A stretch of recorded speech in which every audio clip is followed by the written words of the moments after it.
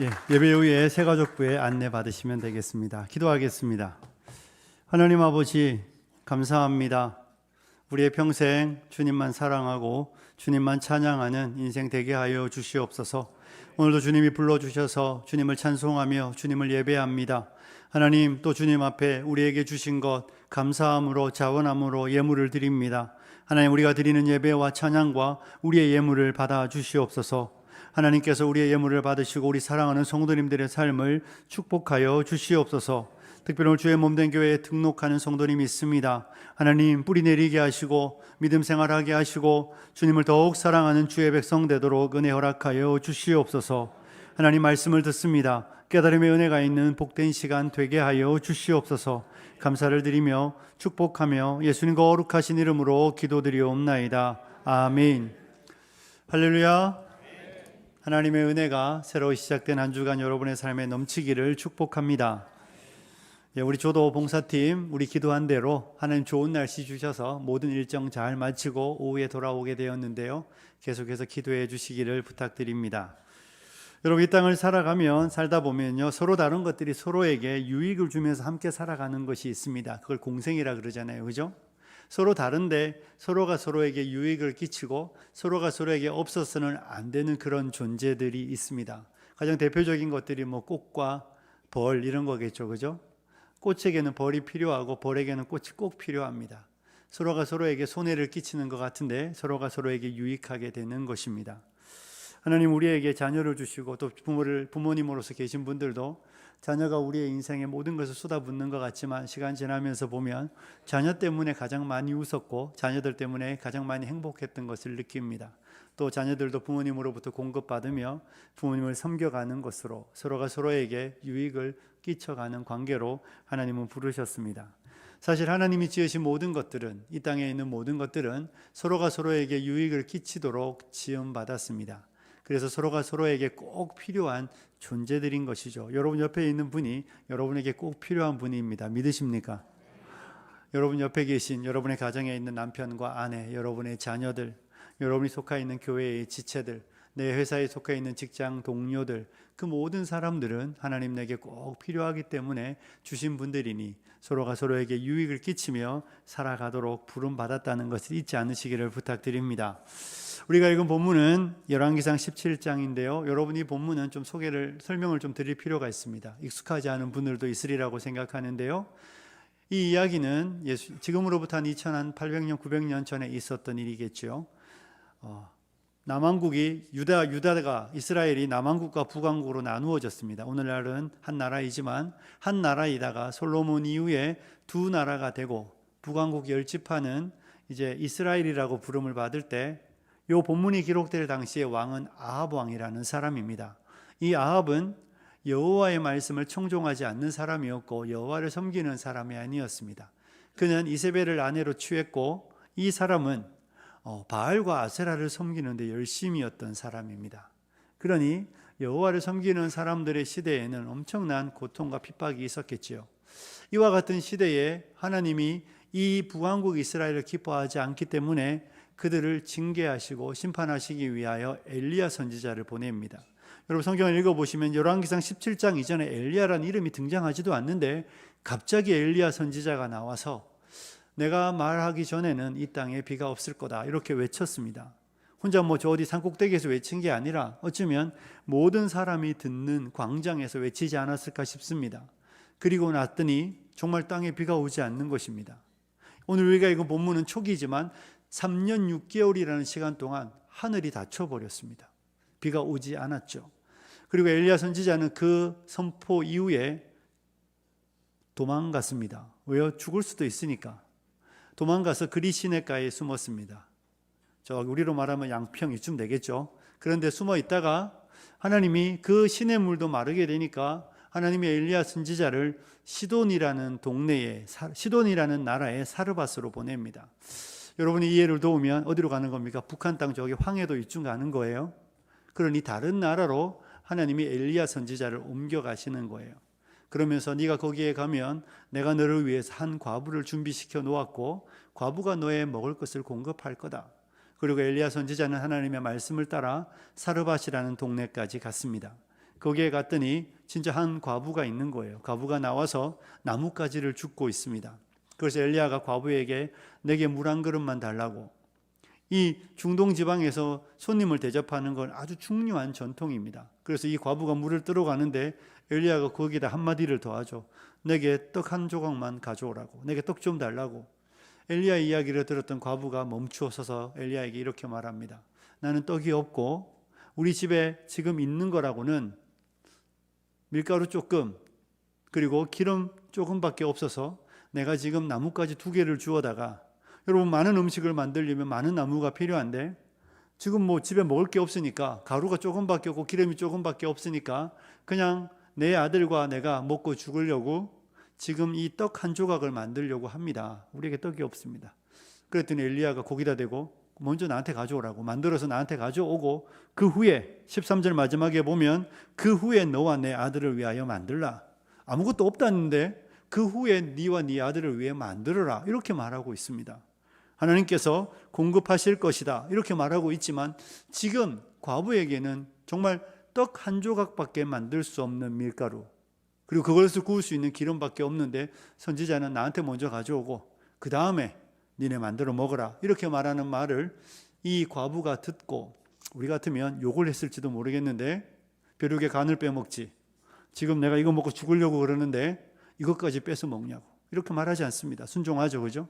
순종했더니 하나님이 그 3년 6개월 비 오지 않는 날들 동안 과부의 집에 가루가 떨어지지 않고 기름이 없어지지 않았다. 이것이 우리가 읽은 본문의 말씀입니다. 여러분, 이 본문을 읽어보면 어떤 생각이 드십니까? 지금 하나님은 엘리야를 시돈 땅, 여러분 시돈은 어디인가 하면 이스라엘 백성들은 그래도 여호와 신앙의 그 근본이지만 이 시돈이라는 나라는 아합이 섬겼던 바알과 아세라를 섬기는 나라입니다. 그 본고장이에요. 뭐 이슬람으로 말하면 사우디 이런 데죠, 그죠? 이슬람의 본고장 사우디. 하나님은 지금 엘리야를 거기에 보냈습니다. 거기에 보내서 과부의 생명을 연장하고 과부의 가정을 공급하고 있습니다. 여러분, 과부는 지금까지 이렇게 믿었습니다. 바알과 아세라가 우리의 삶의 공급자다. 바알과 아세라가 우리의 삶의 필요를 채워주는 분이다. 바알과 아세라가 우리의 모든 것을 윤택하게 하는 풍요의 신이다. 그래서 우리는 바알과 아세라를 열심히 섬긴다. 이렇게 섬겨왔는데 바알과 아세라가 아무것도 하지 못하는 상황입니다. 바알과 아세라가 닫힌 하늘을 열지도 못하고 바알과 아세라가 이 과부의 필요를 공급하지도 못하는 이 상황에 하나님은 엘리야를 통하여 무엇을 가르쳐주고 있습니까? 바알과 아세라가 너희의 필요를 공급하시는 신이 아니라 여호와 하나님이 우리의 삶의 필요를 채우시는 전능한 아버지시라는 것을 하나님이 친히 증거하고 있는 것입니다. 하나님께서 이 바알과 아세라를 섬기는 그 시돈 땅으로 엘리야를 보내서 누가 참 하나님이신지, 누가 참 신인지 친히 증명해 보이고 있는 것이죠. 우리 하나님 여호와께서 참 하나님이심을 하나님이 본문을 통해 먼저 우리에게 가르쳐 주고 있습니다. 사랑하는 성도 여러분, 여러분의 삶의 필요를, 우리의 삶의 필요를, 우리의 인생을 공급하시고 인도하시는 분이 여호와 하나님이심을 믿으시기를 주님의 이름으로 축복합니다. 사람도 아니고 세상의 무엇도 아니고 사람들이 말하는 다른 신이 아니라 여호와 하나님이 우리의 인생의 공급자 되심을 믿는 것이 복인 줄로 믿습니다. 여러분, 이 여인은 모든 것이 끝난 상황이었습니다. 이 여인의 인생은 지금 마침표를 찍게 된 상황이었습니다. 그 여인과 아들이 모든 것이 끝나 있는 그 상황이 끝이 아님을 하나님은 가르쳐주고 있습니다. 여러분, 여러분의 인생의 끝이라고 생각하고 절망 가운데 있는 분들이 계십니까? 절망 가운데 있으면 우리가 원망을 참 잘하죠. 그렇지 않습니까?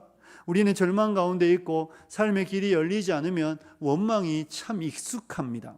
탓하기를 좋아하고 누구 때문이냐고 좋아하고 하나님을 향해서도 원망하는 데 참 익숙합니다. 그런데 여러분, 어떤 목사님이 그러더라고요. 원망이 길을 막는다고. 여러분, 원망하시지 마십시오. 끝나는 순간인 것 같지만 우리 하나님은 그 끝나는 시점에서 일하시는 분이십니다.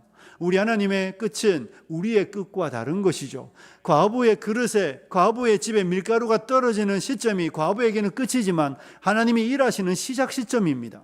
우리는 이 땅을 살아가며 우리 하나님이 우리의 인생의 주인이라고 믿는다면 내가 생각하는 한계 너머의 일들을 하나님이 하신다는 것을 믿고 하나님이 그 모든 것을 이끌어 가시는 분이심을 믿고 원망이 아니라 기대와 소망으로 기도하는 여러분들이 되시길 주님의 이름으로 축복합니다. 우리 하나님은 길이 끝난 곳에서 길을 만드시는 분이잖아요. 홍해에 섰을 때에 하나님은 홍수 이후에 한 번도 열리지 않았던 그 홍해 바다를 가르시며 누구도 보지 못했던 곳에 길을 내시는 분이십니다. 그래서 하나님은 길을 만드시는 분입니다. 우리의 인생의 길을 만드시고 우리의 인생의 길을 이끌어 가시는 분입니다. 그러므로 저와 여러분은 두려워할 일이 아니라 염려할 일이 아니라 우리 하나님께서 이 시돈에 바알과 아세라의 땅에서도 능히 양식을 공급하시는 전능하신 하나님이 저와 여러분의 하나님이심을 믿으시고 그 하나님이 우리의 인생의 길이 끝나는 곳에 시작하시는 능력의 하나님이심을 믿고 원망하지 마시고 불평하지 마시고 하나님을 신뢰함으로 주의 영광을 체험하는 우리 성도님들이 되어야 할 줄로 믿습니다. 우리는 오늘 이 본문에서 하나님이 엘리야를 과부에게로 보낸다는 것을 주목하여 보아야 합니다. 하나님이 엘리야를 과부에게 보냅니다. 여러분, 지금도 물론 남편이 없는 여자분들 혼자 사는 과부의 삶이 고달프고 힘들지만 이 당시는 우리 여기 지금 생각하는 것과는 차원이 다른 아픔이 있던 시절입니다.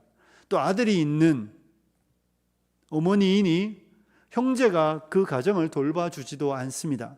만약에 아이가 없다면 어떻습니까? 아이가 없다면 형제 중에 누군가가 이 과부를 취하여 자식을 이어가지만 아들이 있으니 이 과부는 이 아들과 함께 평생을 살아야 합니다.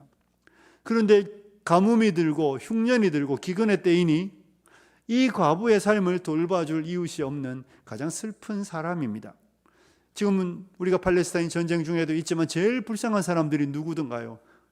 여자들과 어린아이들입니다. 지금도 막 이 동서고금 역사를 막론하고 다 똑같아요. 이 과부의 이 고달픈 인생에 하나님께서 외면하지 않으시고 버려두지 않으시고 엘리야를 보내는 것이죠. 하나님이 엘리야를 보내서 뭐 하는 것입니까? 과부를 살려내시는 것입니다. 모든 인생이 끝나고 절망 가운데 있는 과부에게 하나님이 선지자를 보내서 지금 과부를 살리고 있는 것을 우리는 보게 됩니다. 사랑하는 성도 여러분, 하나님은 하나님의 사람들을 이렇게 사람을 살리는 일에 사용하기를 기뻐하시는 분이심을 우리는 기억해야 하는 것입니다. 하나님은 엘리야를 통하여 과부를 살렸던 것처럼 하나님은 우리를 통하여 시대를 살려내기를 원하시는 줄로 믿습니다. 여러분, 우리 예수님 하늘 영광 버리시고 왜 낮고 천한 곳에 오셨습니까? 우리 예수님에게 어울리는 곳은 천국이잖아요. 그 영광스러운 나라, 그 영광의 나라, 하나님 아버지와 성령님과 함께 영원한 교제를 누리시던 그 모든 교제의 영광의 풍성함들을 다 뒤로 내려놓으시고 이 낮고 천한 곳에 오셨던 유일한 한 가지 이유는 우리를 살리기 위해서입니다. 그분에게 이 땅이 필요한 것이 아니라 우리에게 생명 주기 위하여, 우리를 살리기 위하여, 그의 죽음으로 말미암아 우리를 살리기 위하여 구주 하늘 영광 버리시고 낮고 천한 곳에 오셔서 생명 내어 놓으셨습니다. 그리고 그의 죽으심으로 인하여 우리는 살리심을 받은 것입니다. 이것이 기독교 신앙의 핵심입니다. 그의 죽으심이 우리에게 생명이 되고 그의 생명을 내어 놓으심이 우리가 살아나는 길인 것이죠. 살리기 위하여 구주 세상 오셨고 구주 우리에게 나를 따르라고 말씀하시며 하나님의 선한 뜻이, 하나님의 교회가 이 땅에 있는 이유는 살리기 위해서임을 친히 가르쳐 주셨습니다. 사랑하는 성도 여러분, 하나님은 왜 이 땅에 교회를 심으셨습니까? 하나님은 이 땅에 왜 우리를 심으셨을까요? 하나님께서 여기에 교회를 심으신 이유는 교회를 향한 하나님의 선한 뜻과 선한 계획이 있기 때문인 줄로 믿습니다. 하나님이 여러분을 이 땅에 심으신 것은 우리를 향한 선한 뜻과 계획이 아직 있기 때문입니다. 여기가 좋아서 여기에 남겨놓는 것이 아닙니다. 이 땅이 우리에게 좋은 곳이기 때문에, 이 땅이 우리에게 천국이기 때문에, 이 땅이 우리에게 낙원이기 때문에 주님 우리를 여기에 심어 놓으신 것이 아니라 주께서 우리에게 내가 너희를 위하여 처소를 예비하러 가노니 가서 처소를 예비하면 내가 다시 와서 너희로 나 있는 곳에 있게 하겠다고 말씀하신 그 주님이, 그 썩지 않고 더럽지 않고 새하지 않는 영원한 기업을 우리에게 약속하신 주님이 우리를 이 땅에 남겨놓으신 이유는 여기가 좋아서가 아니라 분명히 더 나은 본향이 우리에게 있음에도 불구하고 여기에서 우리를 향하여 기대하는 일들, 우리가 해야 되는 일이 있기 때문에 잠시 잠깐 우리에게 주를 위해 수고하라고, 살리는 자로 여기에 있으라고 우리를 여기에 심어 놓았다는 것을 우리는 잊지 않아야 할 줄로 믿습니다. 교회의 사명은 살리기 위해 있는 것입니다. 믿으십니까? 성도의 사명은 살리기 위해 있는 것입니다. 절망에 있는 사람들, 정말로 고통 가운데 있는 사람들, 희망과 소망이 없는 사람들, 내일의 희망을 알지 못하는 그들에게 죄로 간영한 이 세상에 주님이 교회를 심어 놓으신 이유는 이 땅에 소망이 있고 교회만이 유일한 소망이라는 것을 우리가 알리기 위하여, 그래서 우리로 하여, 저와 여러분으로 인하여 이 땅을 살리기 위하여 주님 우리를 여기에 남겨놓으셨다는 것을 우리는 잊지 않아야 합니다. 사랑하는 성도 여러분, 이것이 우리의 부르심의 목적입니다. 살리는 자가 되어야 합니다. 살리는 여러분이 되시기를 축복합니다. 여러분이 이 땅에서 어떤 것을 집에 들여놓으며 그것이 화분이 되었던 어떤 것이 되었던 여러분이 선한 계획을 가지고 생각을 가지고 있는데, 나는 정말로 잘 자라주기를 바랐는데 여러분의 기대에 어긋나면 우리 가운데 누가 그걸 계속해서 집안에 두겠습니까? 여러분, 주님이 교회를 살리는 곳으로 이 땅에 심어 놓았는데 교회가 살리는 자 되지 않으면 계시록에 말하는 것은 촛대를 옮겨가는 것입니다. 네가 아니어도, 우리가 아니어도 다른 사람이 할 수 있는 일입니다. 너를 통해 하기 원하지만 네가 하지 않는다면, 너희를 통해 하기를 원하지만 너희가 하지 않는다면 다른 사람을 통해 그 일을 이루시는 것이죠. 슬픈 일인 것입니다. 영광은 무엇입니까? 살리는 자가 내가 되는 것이죠. 주님이 나를 통하여, 주님이 화평교회를 통하여 이 땅을 살리는데 우리를 사용하는 것, 우리가 사용되는 것, 이것보다는 이것이 가장 큰 영광인 줄로 믿습니다. 사랑하는 성도 여러분, 살리는 자가 되기를 축복합니다. 여러분과 제가 이 살리는 자의 사명을 감당하지 않는다면 우리의 인생이 70이든 80이든 강건하여 90이든 100년이든 하나님의 나라에서 우리의 이력서에는 아무것도 기록되지 않을 것입니다. 우리의 이력서에는 어떤 것도 남아있지 않습니다. 내가 여기서 무엇을 했든지, 내가 여기서 무엇을 누렸든지, 내가 이 땅에서 어떤 신분과 지위를 얻었든지, 어떤 집에서 어떤 차를 타고 어떤 것을 먹고 마셨든지 하나도 중요하지 않습니다. 하나님의 나라 이력에는 살리는 자로 살한 내용들만 남는 것입니다. 나의 사랑이며 나의 면류관인, 바울이 빌립보 교인들에게 이야기하는 너희는 나의 면류관이라고 말합니다. 나의 영광은 너희고 너희로 인하여 내가 하나님께 칭찬과 영광을 받게 되기 때문에 그렇습니다. 사랑하는 성도 여러분, 여러분의 이력서는, 여러분의 경력은 잘 기록되어지고 있습니까? 우리의 이력서와 경력은 점점 화려해지고 있습니까? 아니면 이름은 썼는데 더 이상 채울 내용이 없는 백지 상태로 여전히 남아있지 않습니까? 저와 여러분에게는 써야 될 내용이 반드시 있어야 합니다. 여러분, 부끄러운 것입니다. 여기에서 부끄러움과 하나님의 나라에서 부끄러운 건 차원이 다르지 않겠습니까? 그 귀한 생명으로, 하나님의 아들의 생명으로 우리가 구원을 얻었다면 구원받은 백성으로 마땅히 하나님의 은혜를 감당하는, 은혜를 보답하는 성도로 살아야 합니다. 그리고 그것은 어려운 이웃들에게 생명을 전하고 위로가 필요한 이들에게 위로를 전하며 사랑하는 이들을 위하여 수고하고 애쓰는 것으로 우리가 갚아내야 하는 것입니다. 엘리야에게 사르밧 과부, 하나님께서 사르밧 과부를 살리는데 엘리야를 사용했다면 여러분을 통하여 누구를 살려내기를 원하시고 계신지 우리는 기억하고 있어야 합니다. 나를 통하여 살아나는 사람이 있어야 되고, 나를 통하여 위로받는 사람이 있어야 되며, 나를 통하여 소망을 갖는 사람이 있어야 되며, 나를 통하여 하나님의 영광을 바라볼 수 있는 사람이 반드시 생겨나야 합니다. 그렇지 않으면 우리는 이 교회를 심으신 하나님의 목적과 관계없이 그냥 우리끼리 즐거운 사람들입니다. 사랑하는 성도 여러분, 우리끼리 즐거운 건 하나님이 즐거워하실 일이 아닙니다. 그렇죠? 우리끼리 즐거운 건 절대로 하나님이 기뻐하시는 일이 아닙니다. 저희 집에 가면 애들이 셋 있는데 둘째와 셋째가 가끔 친합니다. 가끔 친하다는 말은 평소에 뭐 하겠습니까? 맨날 싸운다는 이야기예요. 가끔 언제 친한 줄 아십니까? 공부할 때 친할까요? 어림없는 이야기예요. 게임할 때만 친합니다. 둘이 핸드폰 들고 막 엄청 친해요. 와, 그렇게 친한 날은 1년에 자주 오더라고요. 매일 게임하니까.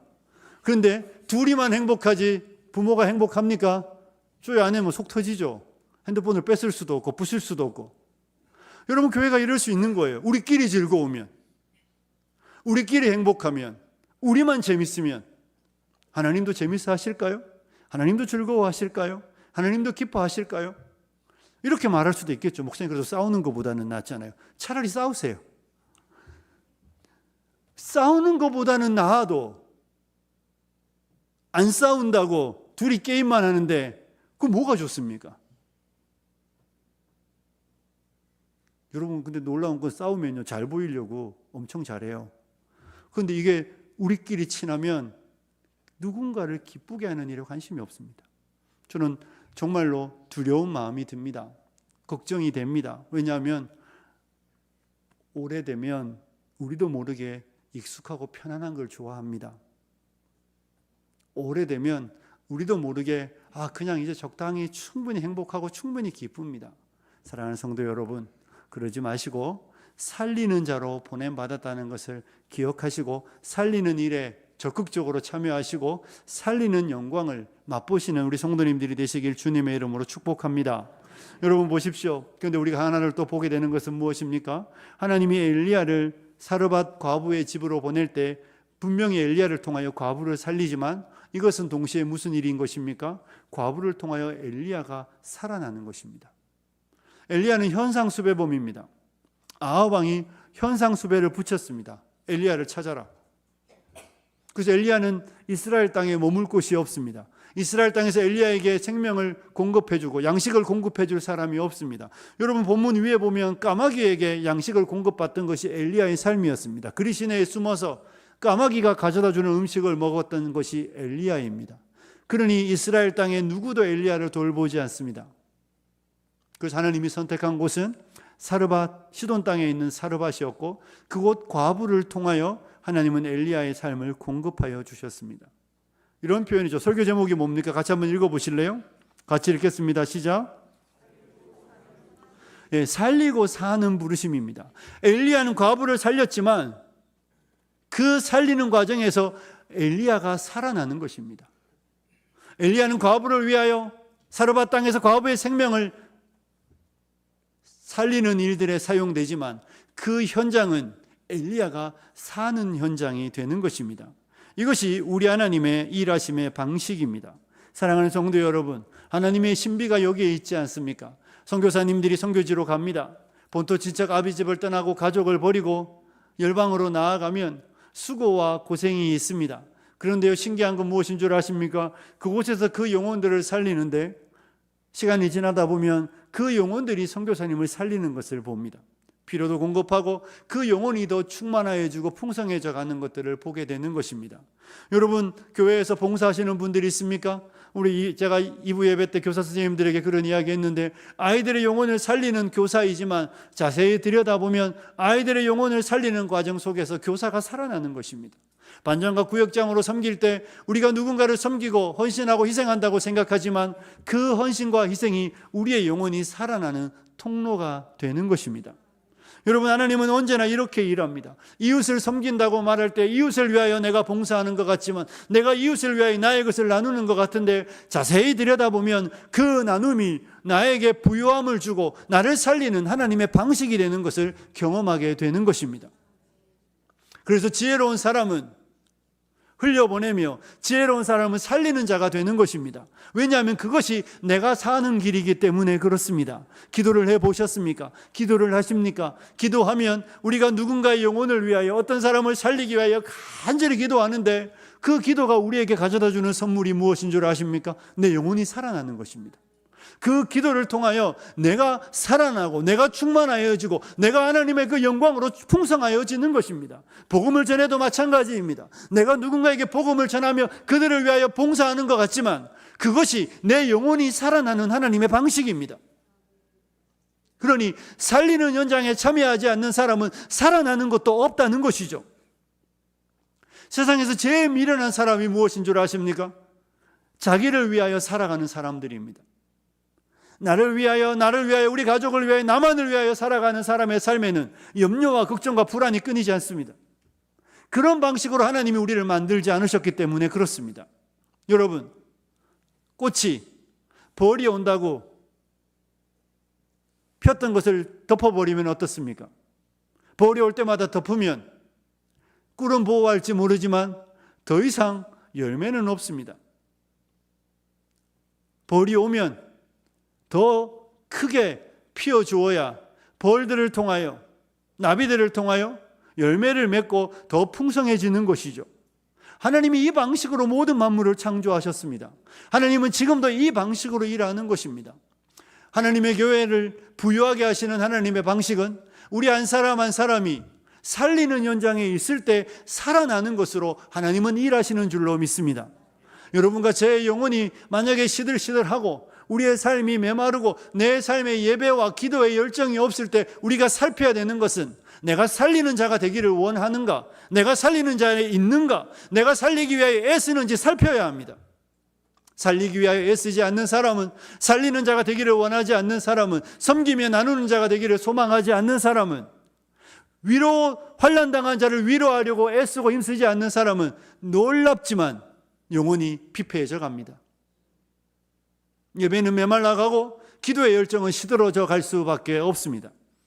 왜냐하면 하나님은 살리는 자에게 은혜를 주시기 때문에 그렇습니다. 저는 우리 교회가 살아있는 교회가 되기를 소원합니다. 아무리 살아있고 싶어도 우리가 살리는 현장에 없으면 살아있는 교회는 될 수 없습니다. 우리가 아무리 열정적으로 기도를 살려내고 싶어도 우리의 기도가 안 살아난다는 것은 많은 경우 우리가 기도를 통하여 살려내는 일에 열심내지 않기 때문입니다. 살리는 일에 열심내는 사람들은 그 기도의 열정이 불타오를 수밖에 없습니다. 하면 할수록 안 된다는 것을 알고, 하면 할수록 못한다는 것을 알고, 하면 할수록 내 힘과 내 능력과 내 지혜로 안 된다는 것을 알기 때문에 주님 앞에 더 열정적으로 기도하며 기도가 살아나고 영혼이 충만해집니다. 사랑하는 성도 여러분, 살리는 분들이 되시기를 축복합니다. 우리 찬양대 살리는 분들이 되시기를 축복합니다. 우리 체르빔도 마찬가지입니다. 여러분, 찬양은 혼자 할 수 있습니다. 찬양은 얼마든지 할 수 있습니다. 하지만 여러분도 살리는 현장이 있어야 합니다. 찬양대도 전도하셔야 돼요. 그죠? 찬양대가 전도했다는 이야기가 가뭄에 콩나듯이 들려요. 여러분의 사명은 여기서 이거 하는 게 전부가 아니에요. 이건 여러분이 주일에 섬기는 한 부분일 뿐이에요. 우리에게 제일 중요한 일은 살리는 일입니다. 그래야 살아납니다. 여러분, 그래야 하나님의 풍성함들을 맛봅니다. 우리가 그래야 이 땅에서 하나님의 채우시고 공급하시는 그 하나님의 선하신 손들을 풍성하게 맛보게 될 줄로 믿습니다. 오늘 본문을 보십시오. 여러분 보면 과부에게 엘리야가 요구한 건 떡 한 조각입니다. 별거 아닙니다. 물론 과부에게 모든 것이었습니다. 과부가 망설이고 내어놓지 않았다면 성경에 이런 기록은 없었겠죠. 그리고 하나님의 영광이 드러나는 기회는 없었을 것입니다. 하지만 과부가 하나님께 작은 떡 한 조각을 내어놓을 때에 하나님의 말씀에 기록되며 하나님의 능력의 역사가 나타나는 통로가 되는 것이죠. 과부는 하나님의 영광의 도구로 사용된 것입니다. 여러분, 우리가 마태, 마가, 누가, 요한에 보면 공통으로 나오는 사건이 하나 있습니다. 오병이어의 기적입니다. 예수님께서 어린아이 손에서 보리떡 5개와 물고기 2마리를 받으시고 축사하실 때에 장정만 5,000명이나 되는 사람이 먹었던 것을 우리는 볼 수 있습니다. 그 아이가 그것을 아까워하고 그것을 내어놓기를 아까워하며 그냥 자기만 열심히 먹었다면 내일 아침이면 다 없어져 갈 것입니다. 하지만 어린아이에게 있어서는 보리떡 5개와 물고기 2마리를 예수님의 손에 올려드릴 때에 그 아이는 평생의 이야기거리, 평생의 간증의 이야기를 소유하게 되었습니다. 그때 5,000명이 먹었던 그 떡과 그때 5,000명이 먹었던 그 물고기는 내가 낸 거라고. 여러분, 하나님은 우리를 이와 같이 영광의 도구로 사용하고 싶어 하시는 것입니다. 우리의 인생을, 여러분의 인생을, 우리 아평교회를, 우리가 비록 정말 이 떡 한 조각같이 그렇게 대단한 것이 아니고 우리가 별 볼 일 없지만 보리떡 5개 물고기 2마리가 되어서 대단한 삶이 아니지만 그럼에도 불구하고 주님은 우리를 그 영광의 도구로 사용하기를 원하시는 줄로 믿습니다. 저는 우리 사랑하는 성도님들이 내가 작다고 내가 초라하다고 나는 지금은 아무것도 못한다고 말하며 뒤로 물러나는 분들이 되지 않기를 원합니다. 여러분, 오늘이 우리가 주님을 위해 일할 날입니다. 믿으십니까? 오늘 행복하셔야 돼요. 내일의 행복을 위하여 오늘은 불행하자, 이것보다 어리석은 사람이 어디 있습니까? 저와 여러분은 오늘 우리의 삶에서, 우리의 삶의 자리에서 하나님께서 이 과부의 손에서 떡 한 덩이를 받으시고 하나님의 영광을 드러내시는 것처럼 하나님이 우리의 인생을 받으시고 우리 아편교회를 받으시고 우리 아편교회를 영광의 도구로 사용하는 그 복된 현장에 저와 여러분이 있기를 소원합니다. 이처럼 영광의 도구로 사용하시기 위하여 주님 우리를 부르시고 계신 것입니다. 사랑하는 성도 여러분, 우리가 찬양에도 부르지만 무리를 걷는 자 아닙니까? 주님이 우리를 오라시면 배 밖으로 나오셔야죠. 거친 바다가 반석이 되는 것은 나와야 보는 것입니다. 걸어가야 되는 것이죠. 살리는 현장으로 가야, 살리는 자가 되고 싶은 열망이 있어야, 하나님, 나 이것밖에 안 되는 사람이지만, 하나님, 내 인생에 아무것도 없지만, 내게 정말 이 떡 한 조각밖에 없지만, 보리떡 5개 물고기 2개밖에 없지만, 그래도 주님이 쓰시겠다고 하면 주님께 내어드리겠습니다. 주님 나를, 주님 우리를, 주님 우리 교회를 영광의 도구로 사용해 달라고. 그래서 우리를 통하여 살아나는 현장이 되고 또 우리도 살아나는 그 역사가 있어야 될 줄로 믿습니다. 사랑하는 성도 여러분, 힘들고 어려운 시절인 거 알고 있습니다. 그런데요, 역사 일에 힘들고 어렵지 않은 시절은 없습니다. 주께서 이 힘들고 어려운 시절에 우리로 하여금 왜 여기에 있게 하셨겠습니까? 살려서 함께 살아나는 역사를 경험하도록, 우리의 이웃을 살리고 이웃을 위로하여 함께 위로받고 그들이 살아남으로 우리도 함께 살아나고 그들과 함께 그 풍성함과 부유함들을 맛보게 하시려고 주님은 우리를 이 땅에 남겨놓으신 것입니다. 우리가 서두에 말했던 것처럼 이 바알과 아세라의 땅에서 하나님의 영광이 드러나는데요, 하나님의 영광이 누구에게 드러납니까? 살리는 자 되기를 원하고 열망하는 그들에게 하나님의 영광이 나타납니다.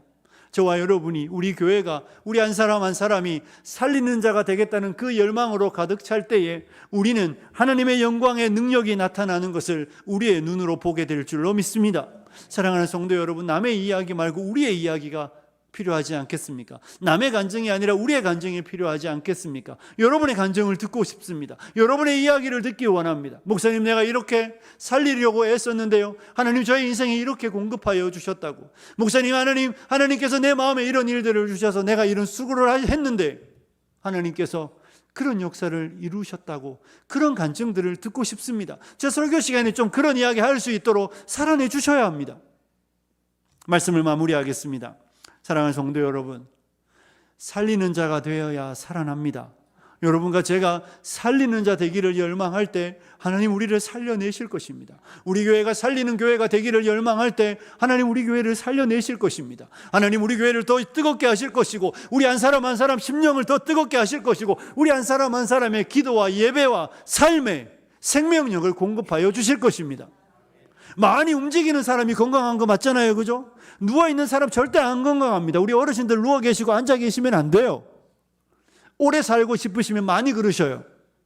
생명의 이치도 그렇듯이 교회도, 우리의 영혼도 열심히 살리고 열심히 애쓸 때 살아나는 역사가 있는 것입니다.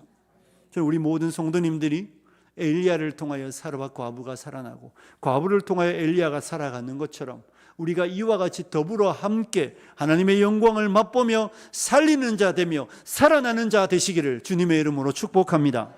기도하겠습니다. 하나님 아버지, 감사합니다. 우리를 살려주셨습니다. 죽었던 우리를 예수 그리스도의 보혈로 살려주셨고 우리를 살리시고 또 우리에게 살리는 자가 되라고 우리를 보내셨습니다. 하나님, 살리는 우리들이 될 수 있도록 은혜 베풀어 주시옵소서. 우리가 서 있는 이 자리에서, 우리가 보냄받은 그곳에서 살리는 자 되어 우리가 살아나는 놀라운 역사를 경험하게 하여 주시옵소서. 우리 아편교회가 살리는 교회가 되게 하여 주시옵소서. 우리 아편교회가 우리끼리 즐거운 교회가 아니라 살리는 교회, 살아나는 교회가 되게 하여 주시옵소서. 하나님의 영광의 도구가 되어 우리가 정말로 하나님 앞에 설 때에 우리가 하나님 앞에 우리의 많은 경력들을 보여줄 수 있는, 하나님이 우리를 위해 행하셨던 그 많은 역사와 이야기들을 하나님으로부터 들을 수 있는 그런 복된 성도의 삶이 될 수 있도록 주님, 우리 살아갈 수 있도록 힘주시고 능력 허락하여 주시옵소서. 예수님 거룩하신 이름으로 기도드리옵나이다. 아멘.